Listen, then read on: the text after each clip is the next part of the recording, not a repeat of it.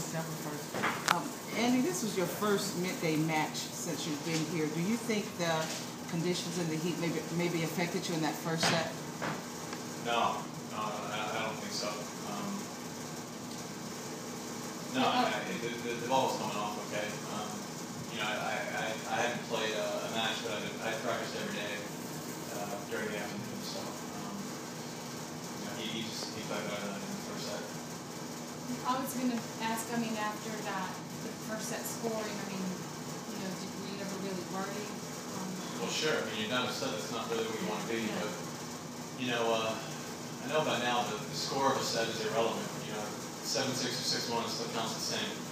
Doesn't really matter. The thing about ours is, most other sports you get way up in the first quarter, it actually means something in regards to the rest of the game. In tennis, it's not really the case too often, with the exception of momentum. But you try to start over and start putting some holes together, and then was able to kind of slime up the second set. And I think he might have gotten a little tired in the third. What was the issue with your shoulder between the sets, and how have you changed significantly since winning your first tournament here? Yeah, well, I'm guessing an MRI on my shoulder would probably be a little bit more messed up than when I was 18 here. I don't know if I slept on it wrong or there was something in there pinched today, and I felt like I could hit it straight ahead okay. I was just lacking movement. Wasn't able to snap the ball off too well. And I don't feel like I had my best serve today. Just was getting up there, it was a little dead for whatever reason. But hopefully it's something that with a couple of days off we'll be okay. And when you went up 4-1, what was your mindset at that point? Trying to close them out quickly, or just take your time going through and serve? No, I think the biggest thing, I knew he was struggling a little bit. Biggest thing, you're up 2 breaks, put first serves in. The last thing I wanted him to do was be able to tee off on second serves, and all of a sudden he makes 2 and you're down, love 30 or 15-30 or something like that, and then it gets uncomfortable. I just wanted to put first serves in, and I was able to do that the last couple of service games. Were you at any point having to retire from the match? And are you going to have to have an MRI? Or you No, I won't. It wasn't. It was more of a strength issue. It just didn't feel like it was snapping off at all. I wasn't getting any pop. I thought I was having to almost shove the serve a little bit, but it wasn't a sharp pain. It wasn't something that. I didn't feel like it was a tear or something like that. And then the trainer came out and I had him check it out, and he seemed to agree. So it was just a matter of being uncomfortable and not having your best stuff. And that's not the reason to retire. You raised your hand, right? Are you looking at me? Yeah. Oh, I'm sorry. I thought you were looking back there. No.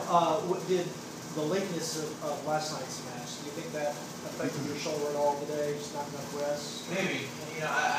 It could be. I don't have I'm not going to be able to sit here and tell you this is the reason why. I don't know if I slept on it wrong. I don't know if it was a quick turnaround. Maybe it was a combination. I just didn't feel like I had good stuff that off the serve, and I just tried to find a different way to put points together and put holes together. Andy, because you played, last night, where you seemed a little sluggish in the first set, were you tired? Did you have to get a second win? No, I felt okay. I don't think you're ever feeling perfect when you have a 2.5-hour match and finish a little late and have an afternoon turnaround. But I don't know that it was a matter of physical fitness or fatigue or something like that. I think I got off to a slow start. I wasn't comfortable. Wasn't serving well, and he got off to a pretty hot start. So, before I knew it, the first set was away from me. And honestly, it was probably good for me that it got away so fast. I kind of just let it go, and I certainly didn't. It was over so fast I didn't really have time to dwell on it. At this stage in your career, do you find it's more important for you to say, I have to dig in now, rather than say, this isn't my day? I don't know that I've ever not dug in. I think throughout the course of my career, I've fought pretty hard, and I've worked pretty hard. You know, I don't think that mindset has anything to do with age. You're the only singles player going to the Olympics that has previous experience. What kind of advice can you give to help the other younger players who will be traveling with Team USA? Oh, I don't know. I don't have a shortage of opinions, but I certainly don't want to bore them. So, I'll probably make it known if they want any. The thing about advice is they have to want it also. So, I'll be happy to talk with any of them.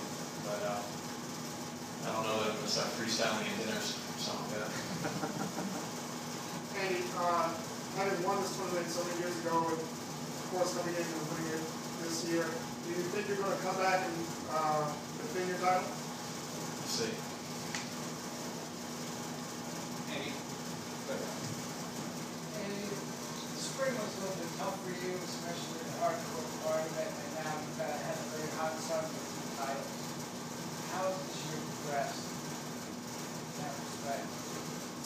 Well, it's been frustrating. I started off with the injury in Australia, and then a tear in my hamstring, and that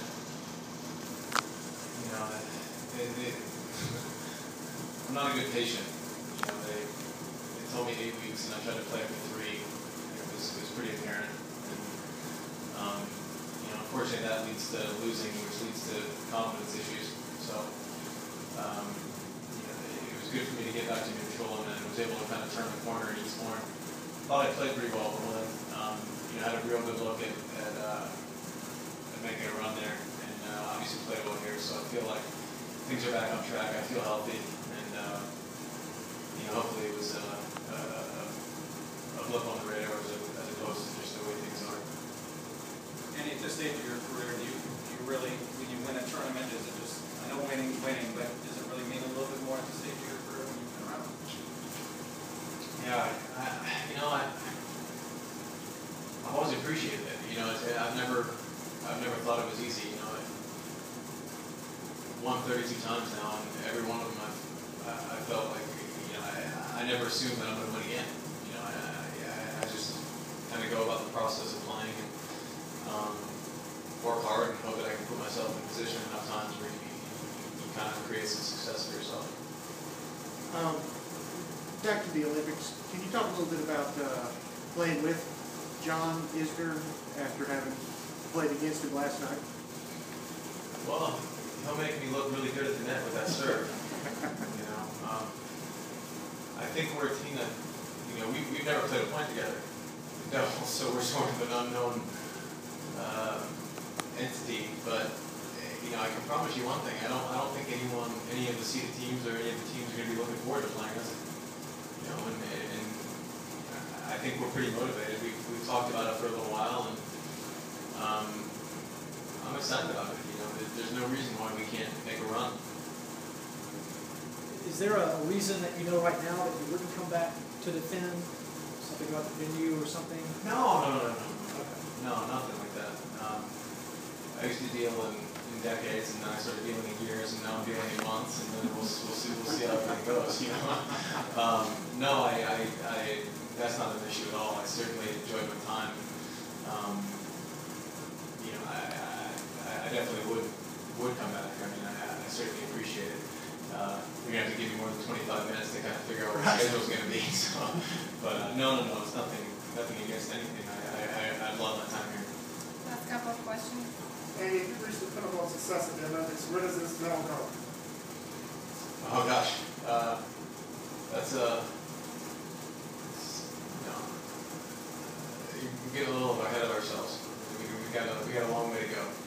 It's not even a realistic thought at this point. You kind of have to get there and feel it out. But I'm sure I could get creative with where we go. But it'd be a good problem to have. Andy, it seems like a silly question you want to ask through, but just so I understand what you're saying here, you're not thinking about retiring.